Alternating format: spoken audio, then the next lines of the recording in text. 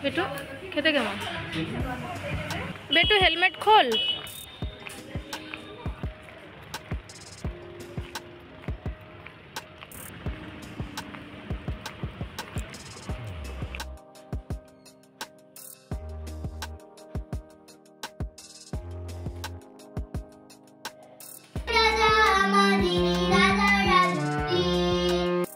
নমস্কার, আমি শান্তি। আমার নতুন একটি ব্লগে সবাইকে অনেক অনেক স্বাগত। আমার ভিডিওগুলো যদি ভালো লেগে থাকে তাহলে প্লিজ আমার চ্যানেলটি সাবস্ক্রাইব করবেন। আশা করি সকলে খুব ভালো আছেন। আমরাও সবাই বেশ ভালো আছি। প্রতিদিনের মতো আজকেও আমি আপনাদের সাথে নিয়ে আমার রোজকার রুটিন, কাজকর্ম, ঘরকন্নার সব কিছু শুরু করলাম।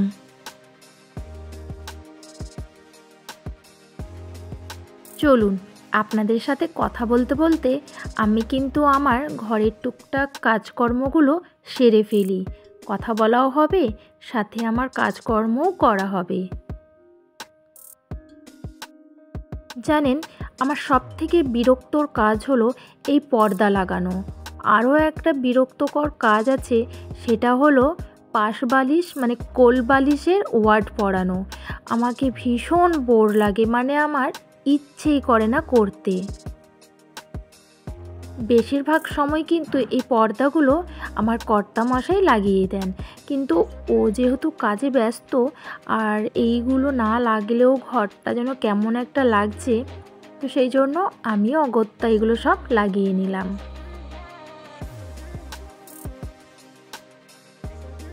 আসলে আমার না আজ কয়েকদিন ধরেই ভিডিও ঠিক করা হচ্ছে না, আর আপনাদের সাথে যে আমি সেই রকমভাবে ভিডিওগুলোকে প্রেজেন্ট করব আমি সেটাও পাচ্ছি না। তো সেই জন্য না একটু একটু করে যতটা পারছি আপনাদের সাথে শেয়ার করছি। আজ কিন্তু আমি একটা জায়গায় যাব। আপনাদেরকে গতকাল আমি বলেছিলাম যে এক জায়গায় আমার যাওয়ার আছে, তো আজকেও কিন্তু এক জায়গায় আমার যাওয়ার আছে।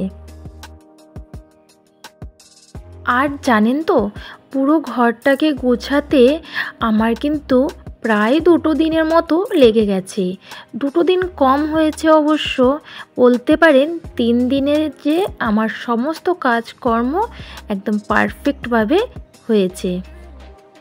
আর এই যে কিছু কিছু শীতের ড্রেস যেগুলো আর লাগবে না, সেগুলো না এই রকম ছোট ছোট ব্যাগের মধ্যে করে আমি ওপরে স্টোর রুমে রেখে দিয়ে আসব।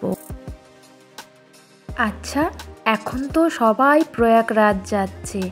আমার মতো আর কে কে আছে যাদের এখনো পর্যন্ত প্রয়াগরাজ মানে মহাকুম্ভ মেলা যাওয়া হয়নি? তবে জানেন, আমরা কিন্তু প্রায় 1 মাস আগেই প্ল্যান করেছিলাম প্রয়াগরাজ যাব বলে, কিন্তু একটু অসুবিধের জন্য আমাদের কিন্তু যাওয়াটা ক্যান্সেল হয়েছে। মানে আমার জেঠু সেই সময় মারা গেছিলেন, সেই জন্যই আমরা এটা ক্যান্সেল করেছিলাম।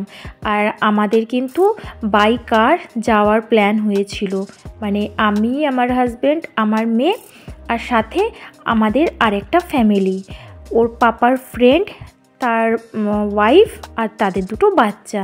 ব্যাস, আমি রেডি হয়ে গেছি। আর কোথায় যাচ্ছি সেটা এখনই বলছি না আপনাদেরকে, সেটা জানার জন্য আপনাদেরকে আমার ব্লগটি দেখতে হবে। আমরা কিন্তু এখন দিব্যার স্কুল চলে এসেছি। আসলে শুক্রবার গার্জেন মিটিং ছিল, আর আমরা যেহেতু দেশের বাড়িতে ছিলাম আর আমার হাজব্যান্ডের রেশন দোকানও সেই সময় ছিল, তো আমরা দুজনের মধ্যে কেউই কিন্তু স্কুলে আসতে পারিনি। তো সেই জন্য স্কুল থেকে আবার ইনফর্ম করা হয়েছিল যে স্কুলে মানে মিটিংয়ে আসতেই হবে। বেটু, আমরা বাজারে যাব, বাজারে আসো, দেরি হয়ে যাচ্ছে। সাদা জিনিসটা পুরো পুরো হয়ে যাবে, নোংরা হয়ে যাবে। বেটু করো না, শুনছে না, দেখছো কারো কথা? থাক, যাবো না। হোয়াইট ড্রেসটা পুরো নোংরা হয়ে যাচ্ছে বেটু। এই দোকানটা থেকেই আমাদের কিন্তু সমস্ত কিছু কাপড় কেনা হয়েছিল, মানে কাজ ঘরের জন্য। আর এই যে এই সেম শাড়িটাই কেনা হয়েছিল মা ঘাটে উঠবে বলে। আমার মামা শ্বশুরের বাড়িতে ওনার বৌমা প্রেগনেন্ট, তো সেই জন্য ওনারা টাকা পাঠিয়ে দিয়েছেন, আমরা নিজেরা কিনে নিচ্ছি। আর এই যে শাড়িটা দেখালাম, ওই শাড়িটা না ছেঁড়া বেরিয়েছিল, তো সেই জন্য শাড়িটা এনে রিটার্ন দিয়ে গেলাম। আর সেম শাড়ি সেম ডিজাইন নিয়েছি। খাওয়ার পর মনে পড়লো, না ওটা ভালো লাগছে, খা না, ঝাল নেই, ভালো লাগছে। বেটুকে স্কুল থেকে আসার সময় একদম ওই কাজগুলো করে নিয়েছি, কারণ আবার একদিন না হলে ওই শাড়িটার জন্য যেতে হবে। তো সেই জন্য ভাবলাম যে একবারে যখন স্কুল যাচ্ছি, তো সেই আসার সময় দোকানেও চেঞ্জ করে নেব। আর বাইরে যাওয়া মানে আমার মেয়েকে তো বাইরে কিছু খাবার খেতেই হবে। স্কুলের জন্য কিন্তু আমি ওকে প্রপার এতেই টিফিনটা দিয়েছি, তবুও ওর নাকি খিদে পেয়েছে। ওই যে বাইরে গেলে একটু খাই খাই মনটা আমাদের হয়। খুব হেভি খাবার যে খেয়েছি সেটা বলবো না, হালকার মধ্যে একটু খেয়ে নিয়েছিলাম। আর মিষ্টিটা খেতে কিন্তু সত্যি খুব ভালো ছিল। আর আমি যে কচুরিটা খেলাম সেটাও কিন্তু খেতে খুব টেস্টি ছিল। আমি আমার কাজ করছি আর সাথে মেয়েকেও একটু পড়তে বসিয়েছি।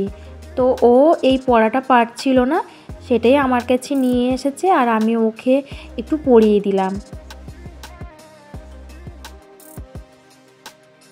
একদিন আমার মাও কিন্তু ঠিক এইভাবেই আমাদেরকে পড়িয়েছে।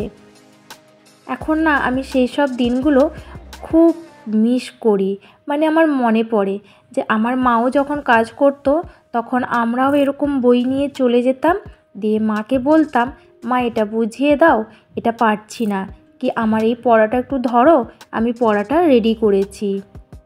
তখন কিন্তু মাও এরকমভাবে কাজ ছেড়ে আমাদের জন্য সময় বার করতো। सामने चांदनी चौक है, से थोड़ी दूर की लाल पत्थर की बानी जमा मस्जिद है। मैं मस्जिद माने की मस्जिद মানে মুসলিমদের মসজিদ, না আমরা যে মসজিদ করতে কি হতো।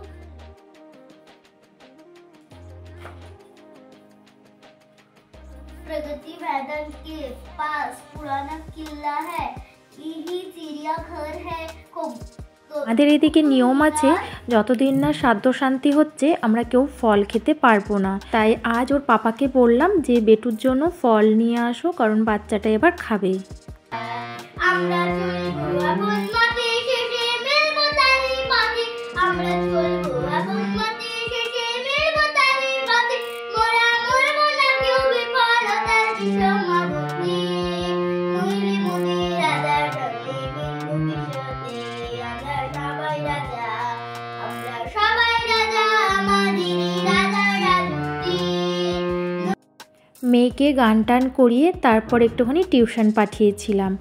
আর ওকে টিউশন পাঠিয়ে আমিও গেছিলাম একটু বাজার, একটু গেছিলাম পার্লার, কারণ আমারও আইব্রো করার ছিল, অনেক দিন ধরে করা হয়নি। আর সেখান থেকে আসার সময় নিয়েছি 2 প্লেট মোমো, যেটা আমার মেয়ে খাবে, মানে রাতের ডিনার হিসেবে। আর আমার জন্য নিয়েছি চপ, আর মাকেও নিচে দিয়ে দিয়েছি চপ, যেহেতু বাবা খাবে না তো বাবার জন্য নিয়ে আসা হয়নি, মায়ের জন্য আর আমার জন্যই চপ এনেছি। মাকে মায়েরটা নিচে দিয়েছি আর আমি ওপরে নিয়ে এসেছি, মেয়েও খাবে আর আমিও একটুখানি মুড়ি খাবো মেয়ের সাথে বসে। আমাদের এখানের মোমোগুলো কিন্তু খুব টেস্টি হয়, আমার তো বেশ ভালোই লাগে।